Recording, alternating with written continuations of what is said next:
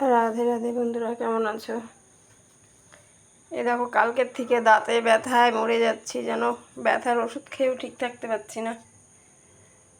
এই একটা জিনিস করেছি,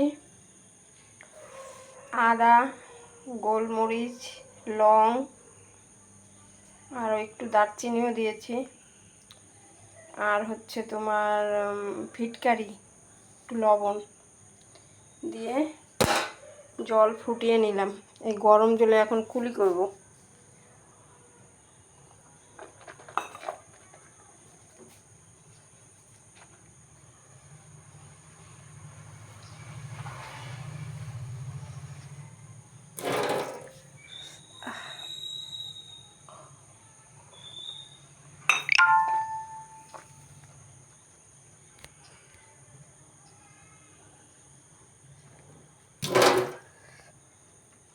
বাবারে,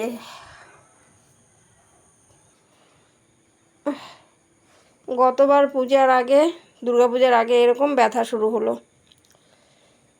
এই সেলাইয়ে ব্যস্ত থাকাকালীন জন্য আর কি, তোমার ওই ডাক্তারের কাছে যেতে পারছিলাম না।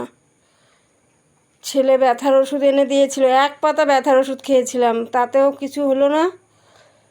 পরে বাধ্য হয়ে গেলাম ডাক্তারের কাছে। ডাক্তার তো বুঝতেই পারে না কিসের ব্যথা, কোথায় পোকা লাগেনি।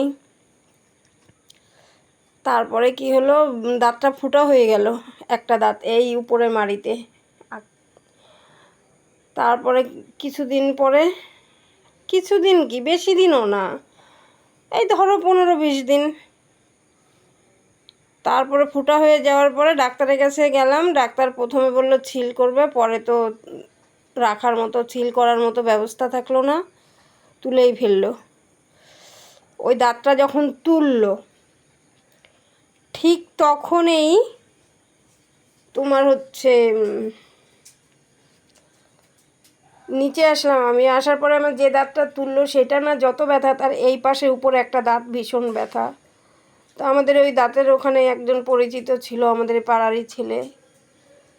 ও বলল যে দাঁত তুললো এই পাশে, ব্যথা কেন এই পাশে? আমি কি তাহলে গুতা টুতা লাগছে হয়তো, কারণ অনেক যুদ্ধ করতে হচ্ছিল দাঁতটাকে, একদম আক্কেল দাঁতের আগের দাঁতটা।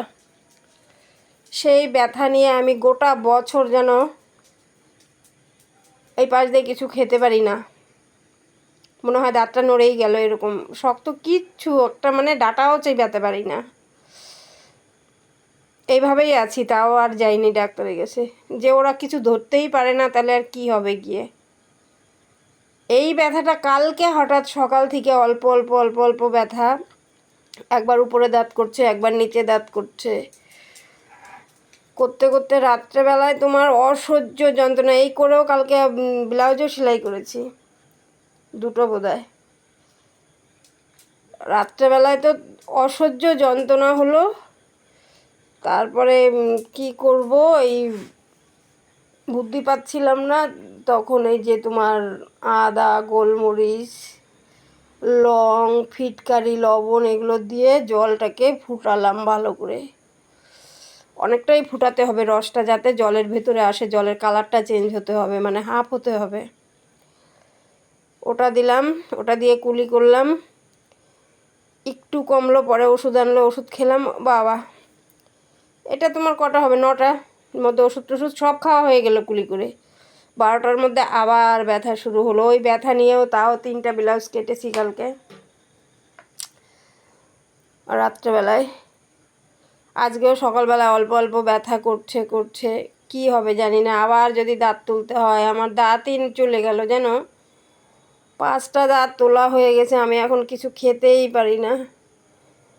কি মেডিকেলে ডাক্তার বলে কি ওরা বুঝতেই পারে না। টাটা বন্ধুরা, এই ছিল আমার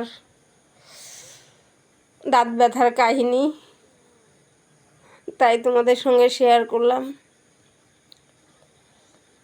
তোমরা সবাই ভালো থেকো। তো যেটা বললাম, যদি কারোর দাঁতে ব্যথা সমস্যা হয়, অল্প অল্প আধ, তখন তোমরা ওটাতে কুলি করলে সেরে যাবে। কম হয় জানো তো, অনেকটাই কম হয়। টাটা।